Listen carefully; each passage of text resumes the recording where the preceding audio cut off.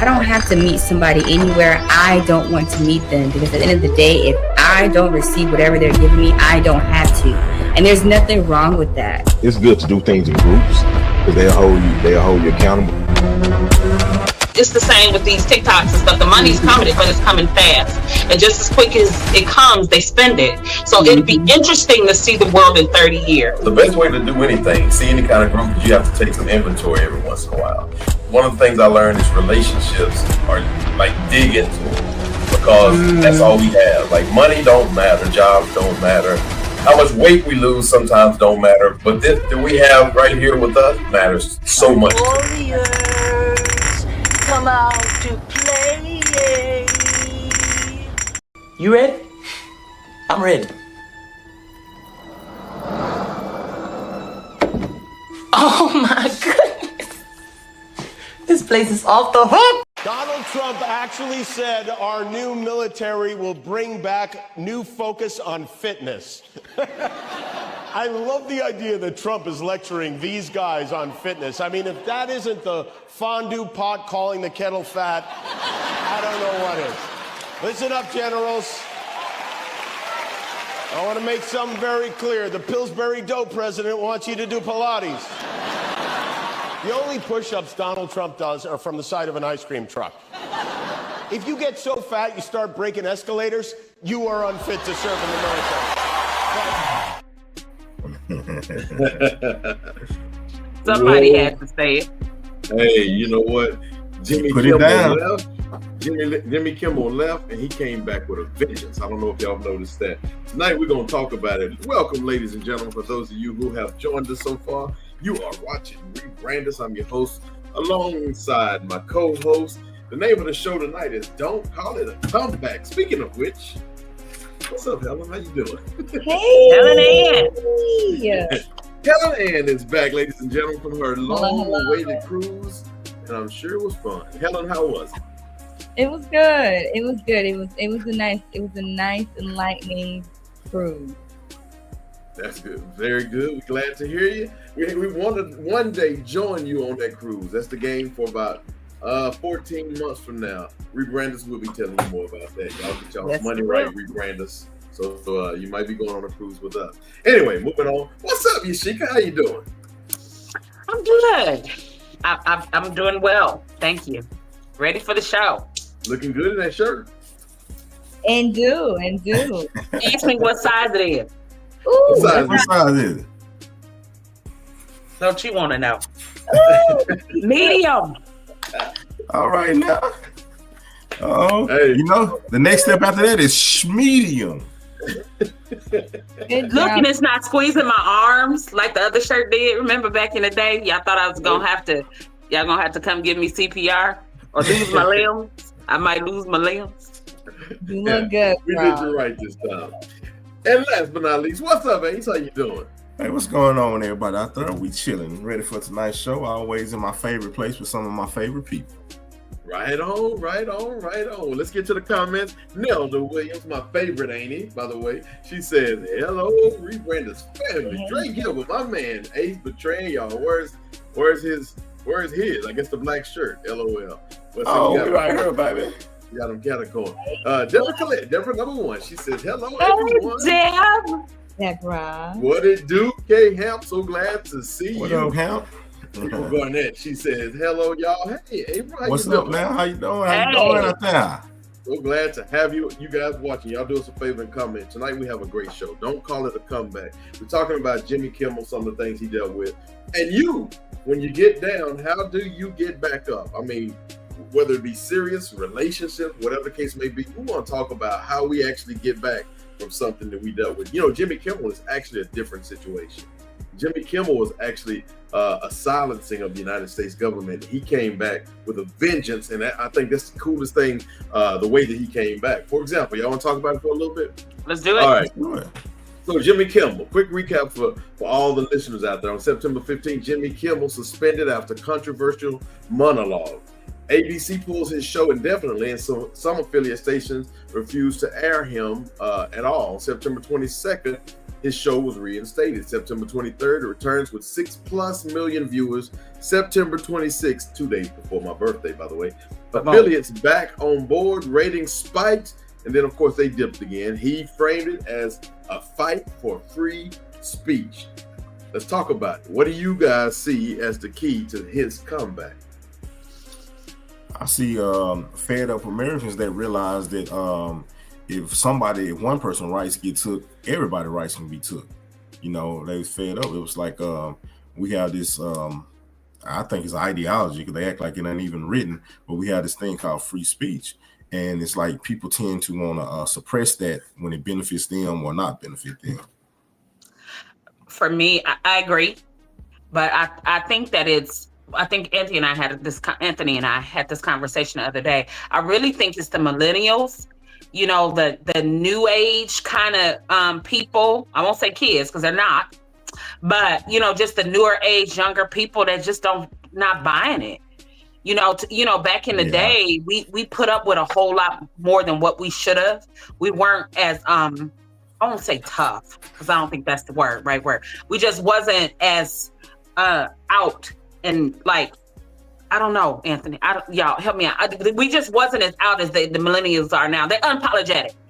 They're unapologetic. They just do, you know. And I think they made it happen. And nothing speaks like money.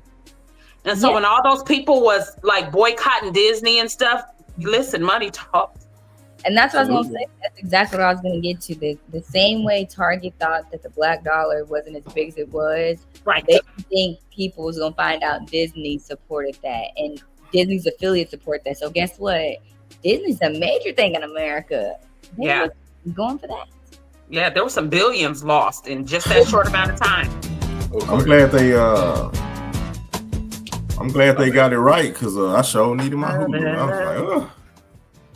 Hulu's on that list, Claire. Get me right down. I'm pretty sure Hulu's on that list. Oh yeah, we had to get rid of it all. Let's go to the comments real quick. What's up, April? She puts, I don't think she left a message in there. Kirby says, hey, guess who's back, y'all? Kirby. Nowhere, Kirby. Yo, where have you been? I haven't slept since you left. Kirby says Jimmy Kimmel was suspended because the owners in certain markets listened to the viewers and they stopped watching.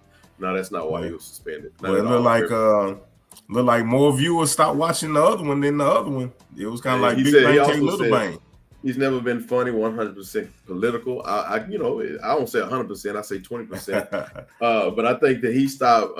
He was canceled because the president said he was canceled. Let's go ahead and call it a spade a spade. It is what it is. But the people spoke, and just for everybody's information, it wasn't the left, it wasn't the right, it was the people. It was just as many people on the right-hand side who said, no, we have freedom of speech now. So I don't care if you like Donald Trump. I don't care if you don't like Donald Trump. But freedom of speech is a part of your American government and part of your rights as an American. So this right here was not a political thing as far as why he came back. I mean, it was, but it was more of a, we're not going to allow our freedom of speech to be taken away. So, I can't allow Kirby or anybody else really to say that this is a, he's an untalented, unfunny political situation. This is not. This is America coming together saying we will stand for certain things, but some things we will not. And this is what this was. Yeah. He said he's still not on in certain markets. He's not, and that's fine. That's true. That's fine.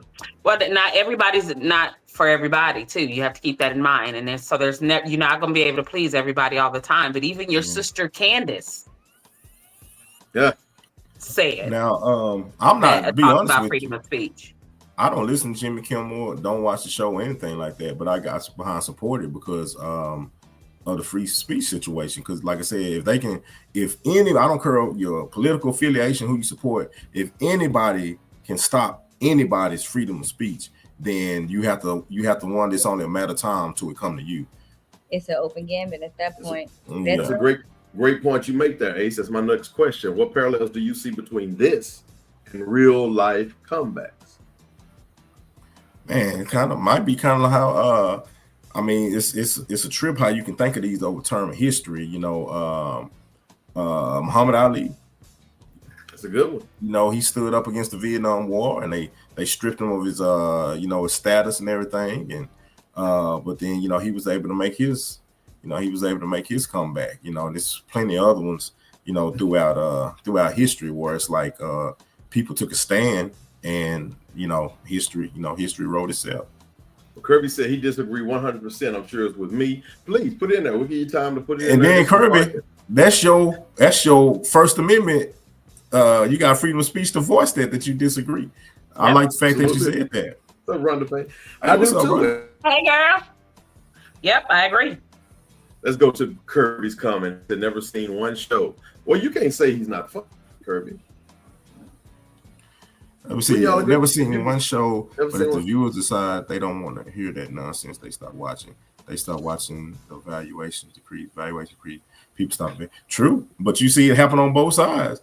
The people didn't want to hear the nonsense about him being off, so they stopped watching everything Disney. And Disney, you see, it only took them a couple of days. Disney was like, "Whoa, Goofy and Mickey ain't making us this much money. We got to get this chemical. We got to get this chemical guy back on TV." Absolutely. You made a true statement. That's a true statement what you said, but it worked on both sides. And like I said, it seemed like more people felt a certain way than others. I think it's important, Kirby and everybody else or whatever, they feel that we use an open mind.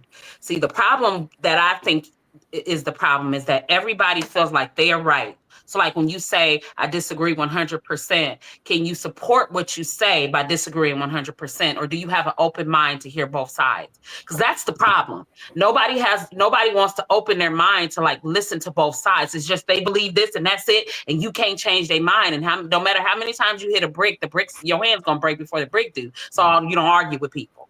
Like, you don't go back and forth with people. Because if they feel something 100%, then you are wasting your time trying to convince them different. I try to think that, at least for me, is try to have an open mind to see both sides.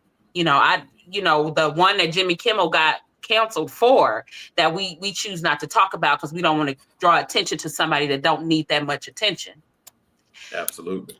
True. I didn't even know of this person until that incident happened. So, but, I'm open to listen. I listen to a lot of his stuff, like a lot, because I want to keep my mind open and just not listen to what somebody else tell me how I should feel about it.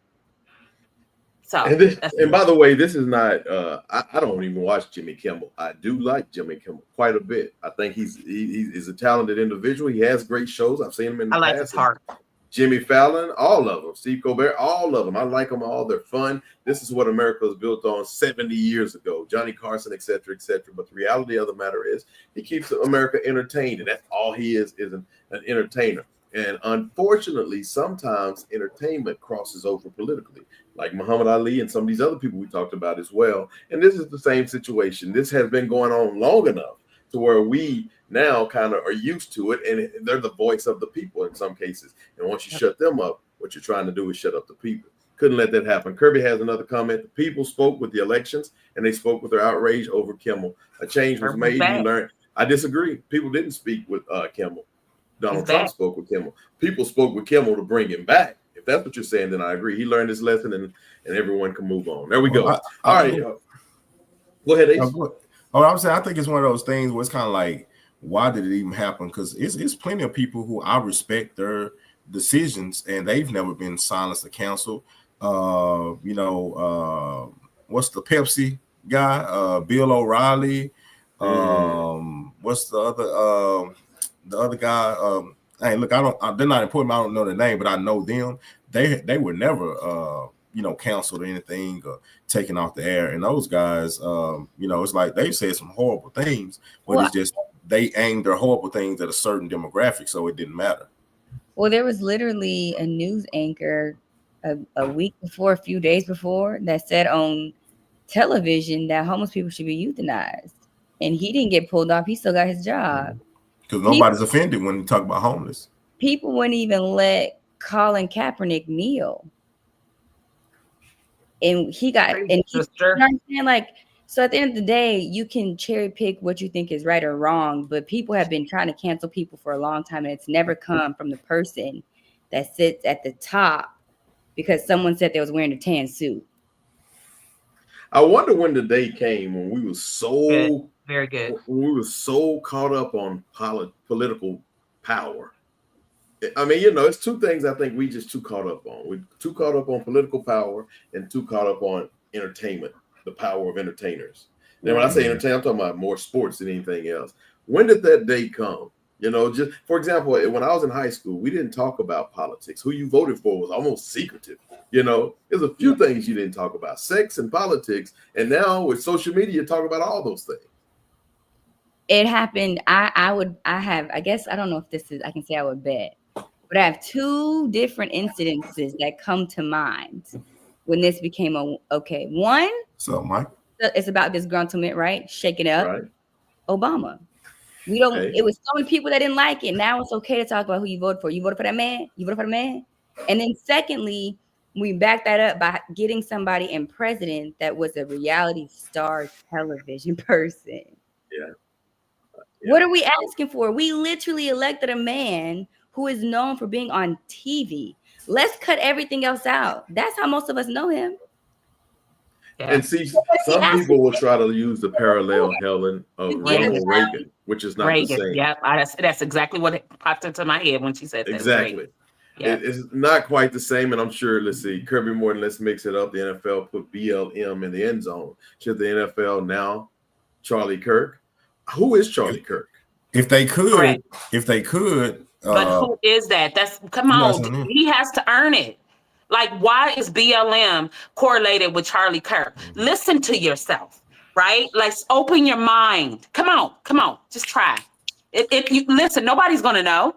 If you open your mind a little bit, nobody's gonna know. Nobody's watching you. Okay, open your mind a little bit. What does BLM, Black Lives Matter, by the way, everybody who don't know what BLM is, and Charlie Kirk has to do with each other? Everything that happens in this country, people try to make it black, and I don't understand. Now, if you can help me with that, I would appreciate it, because what does one have to do with the other? Absolutely not. Nothing. But tell me what one has to do with another, with Black Lives Mattering versus this person you just spoke of, which I don't really like to speak his name. If he didn't have my daughter's first name, I wouldn't say it at all. The problem with the end zone is football season is for a season. And Kirk, to be honest with you, I would much rather be able to voice my opinion than to look at the game and be like, oh, they put it in the end zone. What if don't nobody score? What if they don't kick the ball far enough? You see the end zone. You know, I would much rather be able to kneel and protest than to say, oh well, everybody shut up because they put it in the end zone. That's kind of like pacifying a baby or something. You know, baby wants something, just give them a pacifier. Shut up crying. You know, that's to me, it's just everything to do with this. This had absolutely nothing to do with a melanin person. Nothing. Why is melanin people involved? Why do we have to always be in the correlation whenever something wrong happens? We have to be put in the correlation. BLM has absolutely nothing to do with old boy. Nothing. And FYI to everybody out there and stuff, because I see that come up a lot, stuff like that. We don't really think about them folks a lot either. Everybody think we just BLM, all black people. It's kind of like, we know it. Like, Francisco says in that case, put George Floyd in there while you're at it. Yeah. Hey, there we go. There we go. What about the sports Martin Luther? Black girls? Martin Luther, MLK. See, the reality of the matter is, we can't put Martin King in his own sport to get nonviolent. If black people don't like it, or black people have something against it, we don't have the opposition of it necessarily. We just don't like it. We oppose it, yes. But whenever you try to highlight that, you don't downgrade the other side. First of all, CK, whatever you want to call him, I quite honestly likes Calvin Klein. I like Homeboy. I like Calvin Klein, so I don't want to say CK. Calvin Klein's nice. Yeah, I like Calvin Klein.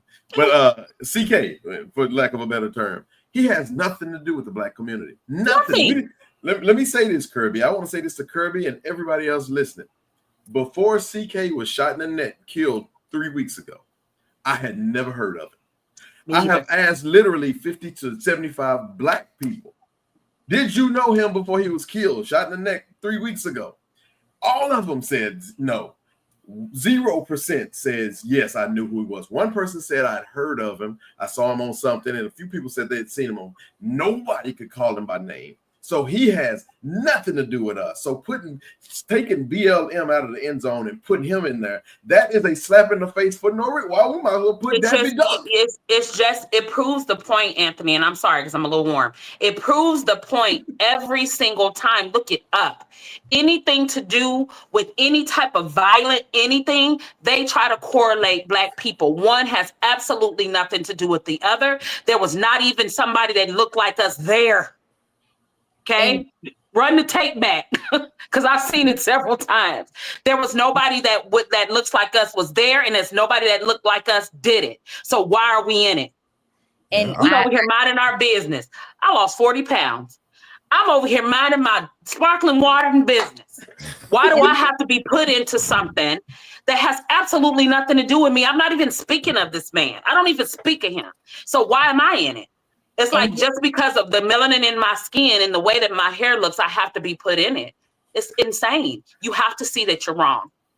And you need to, it's wrong, but you're 100%, you said 100% disagree. So I'm going to stop hitting the brick because my hand will break before that brick does. And I just want to, yes. I'm not disagreeing with nothing. I just want to also highlight the point. The argument in itself is what we're able to do right now. Right. The argument is the fact that we can even have this discussion, freedom of speech, to go back and forth, to disagree and agree. That's the argument. And when you let one small inkling take that away, this does not happen. And that's the point that I think needs to be hammered in, regardless of how you feel about it, whether you agree, disagree. The fact that we can have a conversation and dialogue and not have to worry about somebody coming in and arresting us tonight is the whole fucking point. Okay. We all don't have the same haircut. Lucking. Okay. So, hey, let's keep it moving, y'all. So good point. Good point. Yeah, let's let it go. Dre Gilbert says, and CK was actually unalive by the big G, aka government. Okay. I didn't want to talk about that one. Well, I actually did know who was based off my algorithm on Facebook. Yeah, and for that I saw him on there too. And finally Kirby said, okay, put this away, no racial involvement. Would you agree if the NFL put Charlie Kirk in the end zone? Personally, I think the only place they need to put Charlie Kirk is in the grave. I'm sorry. Good. Let's get a good we definitely I don't drink Kirk, but we can definitely you can get a margarita, I get a Sprite, and we can eat some nacho. I wouldn't, you know what? Honestly, it wouldn't make me any difference if they put Charlie Kirk in the end zone, because we can't. NFL has showed us. I'll be honest with you, Kirby. I know some people are like, oh, there they go, but I'll be completely honest with you about the NFL. The NFL has showed us for years that nothing matters but our talent. It's kind of like the shut up and dribble thing from basketball. So if they decide to put his name in the end zone, it's just that's what they decide to do. We already know we have zero power against the NFL, and hey. I think too. This is my last thing. I think too. Y'all got to stop thinking that we care for real. Do you think I care if they put his name at the NFL? Why do I care about that? That means absolutely nothing for me. I'm going to sleep just as solid as I slept last night. I do not care if they put his name on the field. Why does that care? It's not costing me a dime, right? I don't care. Doing a deep dive. If we do a deep dive in the United States, it's a small period of time where we felt like we even mattered as Black people. I can't. We can't relate that to white people. It's only an 8-year window. We cannot relate that to white people. So with that being said, we just move through this on this rock just like everybody else do, and hope and prayer and all those things. What decisions we make on this planet, on this country, in this country, we don't have a whole lot. So I personally don't watch the NFL for that reason. After Colin Kaepernick, I just stopped watching the NFL for that reason. Because if we represent 90% of the people in there, and all you do for us is put BLM in the end zone, then, I got an issue with that. Anyway, I'm gonna move on, y'all. Hey, look, we got a whole lot of show left to come up. We don't have a game tonight, so we're just gonna keep the conversation moving. I didn't have time to do one, but I'm gonna go to the comments. I know that's right. Going. Airplane. Yes. She said land. The plane. Left, drop it. Yeah. Well, the problem is that CK thought the words wouldn't come into its consequences. Sip T. Kirby said TPUSA now has 2,500 new applications for campus group, and Fran says the NFL does what they want. They are the largest unregulated entity in existence and will clear over $25 billion. They do what and to whom they choose. I agree with you on that. Look, we have a question coming up. I'm going to ask this question when we come back from a break. What was your lowest point? How did you dig yourself back out of it?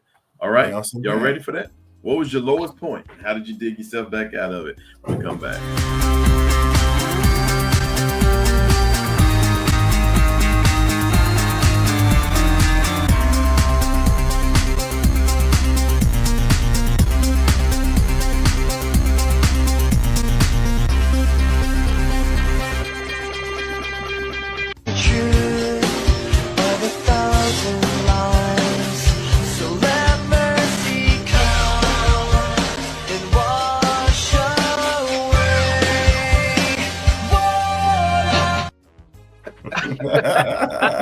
Talking about having a rough day. All right, That's y'all. funny. Before we went to the break, question was posed: what was your lowest point, and how did you dig yourself up out of it? Helen, let's start with you, since you are the youth one of the group. Yeah. Sorry. Well, so I have two. I have a professional one and a romantic one. I think romantically, always my weakest part of my life because I tend to be a lover. So that'd be, I think, my first real wake up call in a relationship where I was dating. I was like, what, 20, maybe 19, 20. Did a long distance relationship after being in a long term relationship. And I'm pretty sure this man scammed me. I used to argue with him every day. My papa. And my papa would be like, oh, I know, hear you home. I know I'm finna hear you yelling all night. And I was with that man for 2 years. Horrible. I got out of that by buying a plane ticket and convincing myself moving out there was going to be a good idea. And then he told me to my face that I was crazy for not co-signing a car for him and pathetic. And I said, you're absolutely right. And then went about my business. So that was that one. And then professionally was when I let somebody make me feel like I didn't know how to do my job. And like really got to me. I really had imposter syndrome for a good 2-3 months after that. And that I never again will I be, no, I'll quit. No 2-week notice coming from HR. Always quit a job when you're ready. Right. Ace? Yeah. I think it was like, well, I can't say the year because I don't want the damn. Flunked out of college, no job, and just really like, what the hell am I gonna do?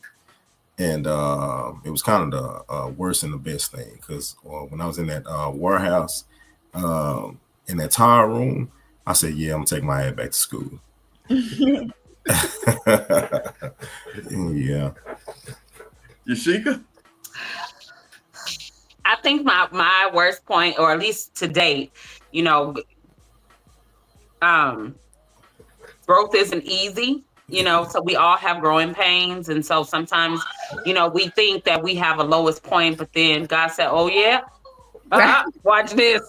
Yeah. But, you can't have cake and eat it too. Sometimes so my lowest anyway, I think would have to be when I finally split from my kid's dad, because in my head, I didn't grow up in this fairy tale, like 2-parent home and picket fence and stuff. And I had my 2 kids and I really wanted that for my kids. And that's the only reason why I stopped. I don't think I was there in a relationship, probably no more than he was, but I just stuck it out because I seen something and then I woke up.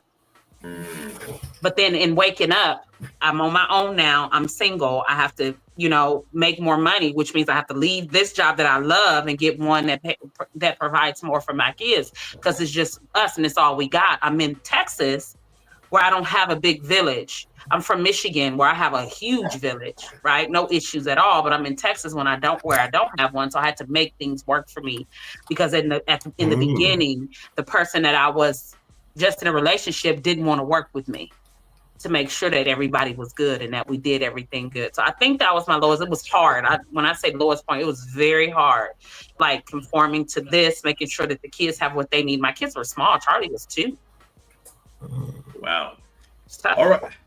Let's see. Kirby says, go to the comments. Kirby says, my lowest point is that Yashika doesn't like me anymore because I'm a Charlie Kirk fan. No, we together. Hey, listen, we definitely got to have more reasons. We still go together. Don't worry about it. Don't worry. I still love you. Don't you worry, ever worry. And everybody became a Charlie Kirk fan after he got killed. I never heard nobody talk about it before. Dietrich says, chasing a woman for 6 years that I thought was my wife.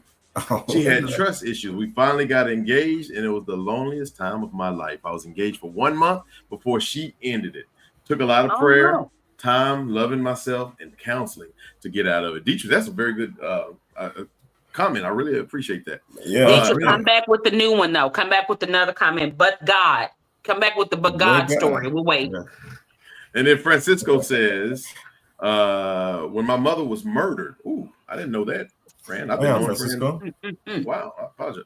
I was 14 and my twin brothers were 13. And I honestly made it through by stepping up and looking after my brothers to keep us together and going on. Then Jesus let me know he was there all along when I accepted him first as my savior, and now I'm growing in wisdom and knowledge of him as Lord. Amen. All right, that's really good. That's good. That's good. Indeed. That's good. Lowest point was almost letting a girlfriend try to derail me from leaving home. She was trying to get pregnant to keep me in place. I listened to my mother, went to San Antonio for basic training. Wait a minute, hold on. I got to speak on that now. He said she was trying to get pregnant. So how was she? Like, was you helping her practice? What was going on? And on that note, we'll be right back. We'll be right back in about 2 minutes.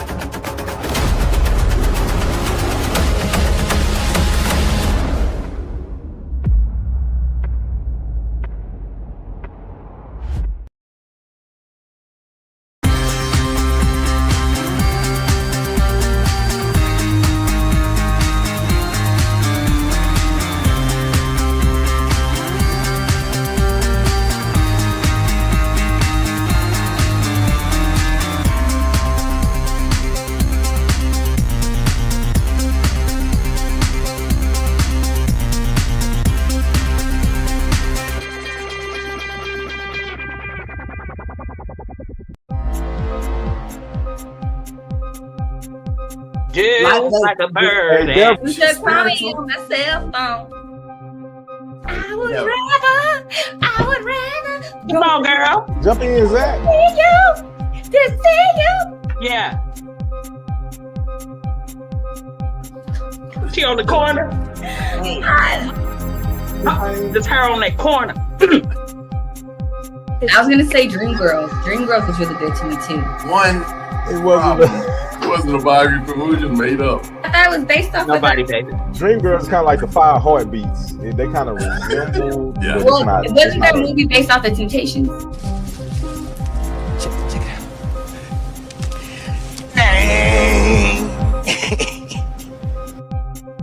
out. All right, Kiki. Little known fact, Under the Cherry Moon soundtrack actually was better than Purple Rain, and that's saying a lot. You need another lover, like you need a hole in your head. I think of a place where You can't win.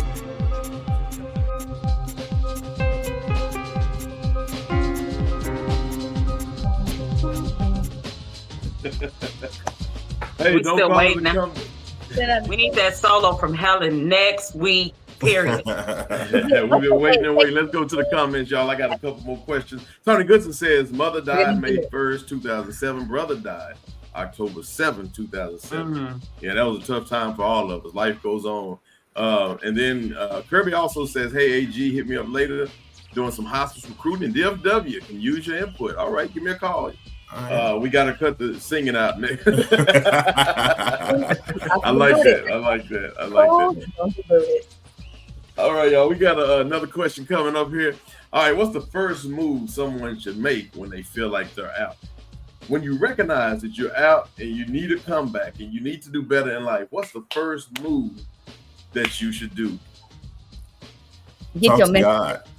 Talk to God about your mental. Pray for your strength, and then pray for your strength to get your mind together, and then strategize your first, move after that. Whatever that may be, I don't know, but talking to God to be first. Yeah, I think I would say. I would say whenever you are down and out and you realize it's time to make some move, God is obviously first. Bible says, "Seek ye first the kingdom of God." It's Matthew 6:33. But I think the next move you should do, I mean, of course, unless God has told you to do otherwise, you got to realize you are the person who got yourself in this mess. So it might be wise to try to get some counseling from someone else from a different perspective. So I don't think that you trying to get yourself out fully. That's why we have community. That's why we have family. That's why we have friends, because people have experiences and insight on things. I always tell people, if you can't find a woman, let your friends find, or a man, let your friends find one for you, because sometimes your decision making is horrible. Kirby says, pray. Isaiah Grant said, get some money. And D, what's up, D? She said, accept your part and ask yourself how you can grow from it. That's a good point. Yashika? I was going to say, one of the things Ace said is like, get your mind together. A lot of times, you know, you need to get past something, but your mind's not together, because whatever it is that has got you down is heavy on your mind. But I think, they say, how do you eat an elephant? And it's one bite at a time, right? So you just have to kind of take the step. Just take a step, even if it's a stoop step, the little curb. Even if it's a curb step, that you just have to take the first step. When you're tired, like people can complain about their job, they can complain about where they live, the relationships they're in. But if you're sick of that, then you'll make a step to try to change that. Because only you know when you're tired. And a lot of times we talk about stuff, but you ain't tired unless you take that one little step, even if it's this minute. K. Help says the first move is self-evaluation. You may need to change out the people in your circle. Wow. I agree. Kirby says sometimes you're better solo. Just take some time to realize it. That's absolutely right. I agree with you. That's good too. Kirby. Yeah, I think self-reflection, self-evaluation is a big first step. I think someone already said, if you don't know where you played a part in it and you can't grow from it, you're going to end up right back where you are. So. I guess the question would be, how do you do that? How do you know to self-reflect? Is that something that somebody has to tell you? Or is that like, if you want to make a change and you just tired of doing something, is that a self-reflecting thing? Or is that you just tired and you ready for a change and you step out on faith and change? I say it can be both, but I think when the question is posed, when you're on the out, that alone needs to be a moment where you need to figure out how did I get here, self-reflection. But I think sometimes we stop at how did I get here, instead of going how did I get here, and we don't go to what part did I play or what innate did I do. Right, it's everybody else's fault. Right, exactly. So I think we're already in the out position. Yeah. Eric Thomas says you owe you. And what he means by that is like he was just giving different situations. He basically was like, you the one that wasn't coming to work on time and got fired. You was the one cheating on your spouse and got divorced. You was the one that was neglecting the one there for your kids, and now y'all got a bad relationship. He said you owe you, so you owe that to yourself. Like it comes back to the self-evaluation every time. But what if you're the spouse? What if you're the spouse that got cheated on, or the kids that got abused? What happens then? Well, and if, of course, with a kid, we got to take it somewhere. But like you say, the spouse getting cheated on, I don't know. Were there signs that you overlooked? Were there red flags long time ago that you didn't? Was there?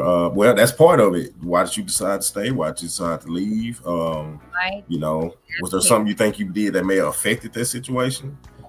So it's always some type of self-reflection. As far as now being that child, we just have to pray that God looks over the babies. And unfortunately, sometimes things happen, but with them, I think it's different. You just have to pray that it's people around them that will help them get the help that they need. And I just want to make one more point. I think when it comes to, and I think Yashika, thanks for digging into the self-reflection part. I think that's important. But however, wait, why y'all laughing? Am I breaking up? No, I was like, Kirby had come in, I was laughing. I think a big part of self-reflection is, or when you need to know, you need to start thinking about it, is when you make a decision that goes against your true answer. Like when you start moving against what you really want to do, that's when things start happening to you that you want to be a victim of now. But did you advocate for yourself? Did you make a decision that you really wanted to make? And if not, that's what you need to reflect, because how did I get here? I said yes to something I shouldn't have said yes to. Mhm. I didn't want to go. I took a lot of, you know what I'm saying? Like, yeah. A lot of times it's not what you want either. Sometimes we try to go our way to do what we want, but there's a hindrance because it's not what we want, it's what God has for us. But a lot of times we'll keep going anyway, even though that, you know, there's roadblocks, but we keep trying to bust through them, and God say, okay, then go ahead. Do what you do. Like you come home and your wife's having an orgy or something, yeah, you gotta go. Rebranded and your house is literally demolished. Rebranded happy hour time soon. We'd love to meet some of you. Of course. Next week. It's fine. Deja says it comes with emotional maturity when you can start to self-evaluate. That is so true. So true. Because you know the beauty of self-evaluation and coming back is you have to actually be honest with yourself. You have to know when you were wrong, and you have to understand how to change when you're bad habits in some cases. Isaiah Gray said, it always comes back to the guy. Was he doing enough? Francisco says accountability is big but avoided by so Come many. on, Francisco. Come on. Isaiah says it's his fault. He was a bum. He couldn't say he was a bum. Deja says it happened to me, Sheikah, and it took me some time to realize that I was allowing certain things in my marriage, slowly allowing my boundaries to be pushed back. It was a gift and all that meant. You know what's funny about boundaries is you have to stick with your boundaries. You don't mature past your boundaries. Your boundaries are your interrogate. It is what it is. Because when you start adjusting your boundaries, usually it's for someone. Or it's usually not sustainable. Oh, it's not. No. Dre Gilbert said. Draymond Debates, aka Draymond Gilbert, says the signs that told me when I was off course is when I was seeing myself paying off debt, then the financial responsibility I was accountable for. And then Deja says, and you can do that without judgment and complete acceptance of yourself. Absolutely. Yes, indeed. All right, y'all. Let's go to the next short folks. We got some pretty short folks that be listening to the real smart. Look at them. I'm so proud. Y'all need a t-shirt. I don't know if I asked this. What was the first move that you should make? I think we got that one. And then how do you know if you actually need a comeback? Did we throw that one in there? When you look up and see you asked out, you just sitting there, you're like, man, I need a comeback. I think it was Helen who said, one of y'all said, it's just one decision that you've made. And it's a trip because one bad decision sometimes leads to two bad decisions. Oh, yeah. And two bad decisions, it's like, well, I'm kind of far off now, so I might as well keep going down this road. I'm here. It's like people, and I don't want to bust anybody out because I know I'm gonna get a call about this and after the show. But if you play the lottery ticket and you almost win, you almost won. Especially like a scratch off, you always almost win. Just one number off every single time, and eventually you look up, a year has gone by and you spend $6,000 on lottery tickets. You know what I'm saying? But your rent ain't paid. So you're shaking and calling that number on the back of the lottery ticket. Do you have a gambling app? I need a t-shirt. I got you covered. The real answer to that question is put it back on the screen. For the Payne said, when I start feeling bad about my past decisions, put it back on the screen. When you're not at the question was so they're saying the real answer to that question is when you look up one day and you don't recognize yourself. Mm-hmm. You're not who you're not you. You look around, things you're doing, things you're participating in, the way you're carrying yourself, the way you acting. Yeah, it come with you done got fat. You used to be sharp. You don't dress no more. You become a drinker when you wasn't. Vice versa. Hey, when they go off course and don't use your government name no more. Yeah. I have a question though. Does a comeback constitute coming out? Sometimes we come out into a new self, right? Our true authentic self. Is that a comeback? Because in order to come back, you have to be coming back from something. Yeah. So I was this and then I fell and then I'm back, so beep, beep, beep. But is there what is it the coming out? Like sometimes to me, I think I gained so much wisdom once I turned 40. Dang. When I turned 40, it's like, what? I don't care what you think about me. You think I care? I don't. Kirby, I don't care. Okay. Kirby said, if you need a comeback, think about what caused you to be in the predicament to begin with. Change your mentality. Isaiah Yes, said, indeed. nope, because you never left. Isaiah also says, you got wiser, grasshopper. Absolutely. Absolutely. Yes, indeed. All right, y'all, we're going to take another quick break. We'll be right back after this. If y'all have any questions about comeback, please let us know. We will definitely put it up on the screen. I'm really stalling because I'm trying to get to that place. Here we go. In 5, 4, 3, 2, 1. All starts with physical fitness and appearance. If the Secretary of War can do regular, hard PT, so can every member of our joint force. It's completely unacceptable to see fat generals and admirals in the halls of the Pentagon and leading commands around the country and the world. It's a bad look. It is bad, and it's not who we are. Why y'all?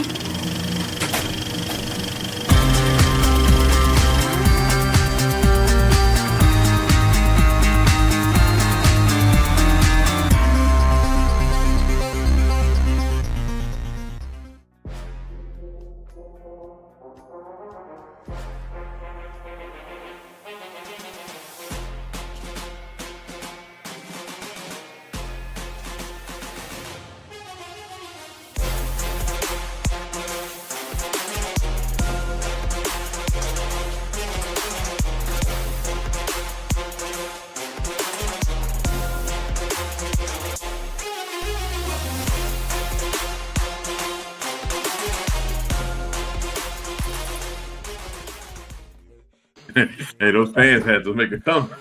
They had to make a call. I'm gonna tell you something. I used to film weddings. I don't know what I'm looking at. I used to film weddings, and I'm gonna tell you something. Stuff like that is common, and you best believe the folks filming we had a blooper reel a mile long. Rising up, meeting your highest version of yourself. That's what comeback means, she says. Francisco says he laughing at that video. Kirby says comeback and the Dallas Cowboys can't be used in the same sentence. Oh man, you hurting people now, Kirby. I know that hurt. Kirby trying to start an internet riot over here. He says he doesn't know about the belt invention. I say that all the time. I never understand, like, where the hell was they belt at? Yeah. Cowboys came back just to a tie, says another Cowboy fan. All right, Drake Gilbert says, I learned, for me, there's no reason to have a comeback because there of what you are going back to prove. Wait, let me start over. I'm sorry. I learned, for me, there's no reason to have a comeback because what you're going back to prove when you are now in a better position and you already see your growth for the past, there's no reason to show comeback because your character of your life will show without you needing to show comeback. You know, the beauty of a comeback is you fail. And since you fail, you've learned a lesson in that fall. The problem with falling is if you would have stayed on course and did what you're supposed to do and maybe what God told you to do, then you would have got there quicker perhaps. But there's still a lesson in the fall. And that's good. Oh, they always say you're gonna fail your way to success. You know, that's what all successful people say. Process. Anybody who hasn't failed hasn't tried. I agree. Process. Absolutely. All right, y'all. We had a pretty good show. I'm gonna bring up a couple more questions that we have here for the audience. Thank y'all for y'all's questions. What's the first move someone should take was the last one, I believe. All right, now, how do you keep faith when the comeback feels slow? You gotta, how do you keep the faith when the comeback feels slow? That's the whole point. You gotta to get to the light, you gotta remember the things that God told you in the dark. And when you were in that dark place, and you know when God was telling you was meditating on those promises that He put in the Bible and things like that, and things are moving a little slow. You know, you're not in the dark anymore. You have some light, but you still trying to move forward. You got to hold down and remember those what He told you in the dark. For me, I think it's human nature that we want things right away. You know, even with, like, let's say losing weight, you think you work out for 3 days, you step on the scale in the same weight or maybe a pound heavier. I'm pissed off. You know? I'm pissed off. So yeah. So it's you just have to understand that everything's a process. I'm a big process person. From conception to birth of a child takes time. Mm-hmm. And you're gonna have a lot going on during that time, but at the end you get this gift, right? So it's you just gotta stay the course. Yeah. No matter how slow it is. Ace, read this one for me. Roderick Garbo. Why you want me to? One thing about life that SHIT go on. Miss Goodson watching the show. Yeah, but I fully agree with you. One thing about life, it continues to go on. You know what, Rod? With that, right there. Oh, well, hold on, read this. Yeah, slow motion. Slow motion is better than no motion. It's a mindset. If you weak mind is probably not going to work. That's right, Isaiah. You know what Garbo said is one of the things that's very hard too. You have to see reality.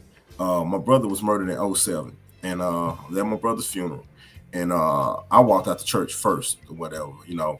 And I walked out the church. We were right on the corner of my Dallas people. We were sitting right there on Count Wisdom and Pope. And the DART bus, for those of you not from Dallas, the city bus pulled up and picked somebody up and drove off. And it just hit me like, damn. Yeah. They didn't change their schedule because my brother was dead. I'm sad, but they didn't say, oh, we're going to be 10 minutes late because his brother dead, or we not going to pick nobody up. The world keep moving. It hurt, but that's reality. And as soon as you embrace that reality, that can help you, you know, start on that path, you know. It really does, yeah. All right, let's go to the comments. Kirby said, surround yourself with believers. Francisco, trial and tribulation create perfection of faith in Jesus Christ. K. Help said, God's time is more advanced than ours. Deja says, you got to train your mind. Start to truly believe that everything works together for your good. What's for you will never pass you by. That's right. And then Roger Gabo says, Miss Deborah know me. Dre says, you keep faith when the comeback feels slow. Oh, he's coming to church. I didn't even know. As you already conquered. Yeah, absolutely. Your success. My condolences, Ace. And then read a Charlie Kirk book. He ain't wrote no damn book. I am, Sam. I am. That's a good question. I like that question right there. Is one of the more I think everybody ought to ask that. How do you keep the faith when the comeback feels slow? It's tough when it's slow, isn't it? It's hard when it's slow. And I think even the comment Kirby made before the book, but surround yourself with believe it or not, you know, it's crazy. You know, we've been on the show for some years now, and Goodson, we went through a lot of things on this show, death and was we on my mom passed while we were doing the show, right? No. Oh, was that okay? I know we went through some deaths and we've been through some sicknesses and everything. Yeah. This show, we've seen three presidents or two different presidents with three different terms, I guess. We've seen death of several people who were actually on this show, which is very interesting.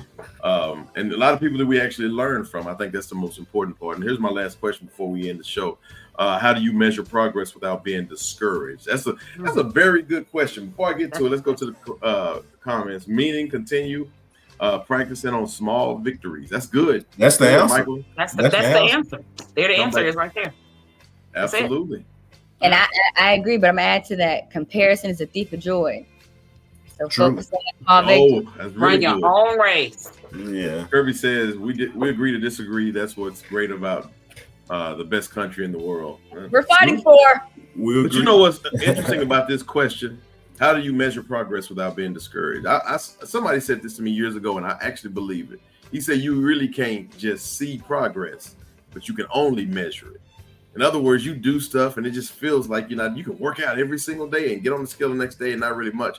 But then if you keep working out, keep eating right, 3 months down the line, you will see it. You'll see it in your clothes. You'll see it in the way you feel. Ask Yashika. You can measure. I realize y'all probably sick of me talking about it. We're in the medium. It's a big deal to me. Okay? It's a big deal to me. It is. It's huge. You know, it's the main thing is it's sometimes the destination is not as important as who you become on the way to the destination, you know. So that's one thing to think about too. You preaching tonight, y'all. All right, let's go ahead and let's try to get the show to work right back on track. Let's see. Hey, yo, we got on the show next week. Right? Yeah.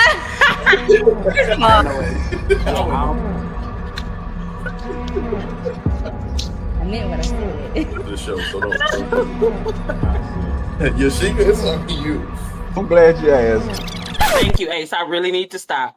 Throw us another one, though, Ace. Hey. Let's go to the comment. Wes Goggins, my classmate. What's going on, Wes? David? He's at Romans 12:12. Rejoice in hope, be patient in tribulation, be constant in prayer. Wes, Yes, I appreciate indeed. the comment. That's a very good one. As a matter of fact, the fruit produced, whether small or large, make sure it ain't rotten and right for keeping and consuming. Y'all, I can actually read. And then K. Ham says you measure progress from where you first started. The minute you measure against someone else, you may repeat bad habits. Because now you're doing shortcuts. I like that. Yeah. That K. Ham is a sharp dude. All right, you got one more comment, y'all. Dre says, I believe you set smart goals while achieving small milestones. Yes. That's good. All right, Yashika, it's on you. One other one I'll read. Let me go ahead and read this one before. I've seen Dietrich put another one. It says, remember where you came from and how far you've come. It's important for us to know how far we've come. Because that I think will keep you on the right path. If you look at yourself today and look at yourself, let's say, even if you go back 20 years, how far you've come. It is measurable if you look at it that way. You know, you'll be able to see, because I can see how far I've come from then till now, even childhood till now. Yeah, I drive past my childhood home all the time. See? All right, y'all. It's been great. Hey, yo, Ace. Hey, what's up, you see? Who we got on the show next week? I'm glad you asked. Everybody, make sure you tune in. We're going to have fun. We're actually going to be talking to a group of Tina Turner impersonators who are actually in abusive relationships. And we'll be trying to see, is it coincidence or they just true to their craft?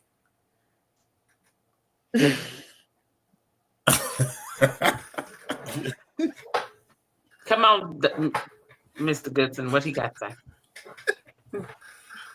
It crept up on me. It was... Listen, that's a dark humor one for sure. Oh, yeah.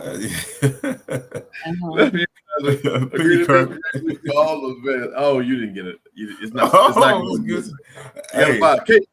Your family gave you an 8, though. Hey, look, that's all that counts.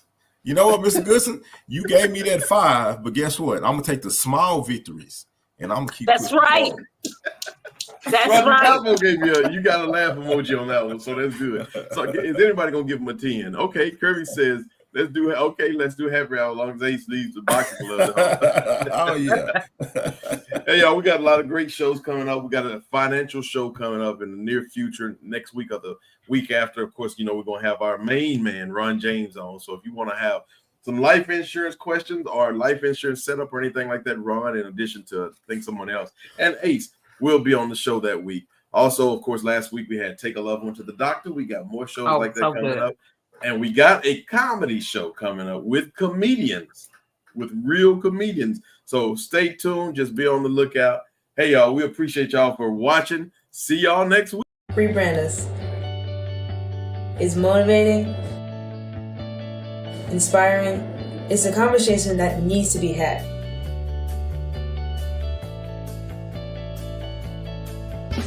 It's unique to any other podcast. It's Rebrand You, Rebrand Me, it's Rebrand Us.